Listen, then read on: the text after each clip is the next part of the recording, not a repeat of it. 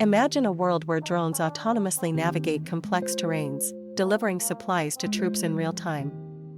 Picture exoskeleton suits enhancing soldiers' strength and endurance, allowing them to carry heavy loads effortlessly. Then there are advanced AI systems analyzing battlefield data instantaneously, predicting enemy movements with uncanny accuracy. Consider energy weapons, like high-energy lasers, capable of neutralizing threats without collateral damage. And let's not forget about nanotechnology, enabling self-repairing materials that can heal vehicles or equipment on the fly.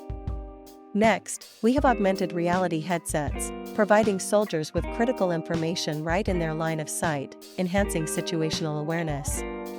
Hypersonic missiles are changing the game, flying at speeds over 5 times the speed of sound, making interception nearly impossible. Finally, think about autonomous ground vehicles, designed to transport troops safely while minimizing risk. These innovations are not just concepts, they're shaping the future of military operations, making them more efficient and effective than ever before.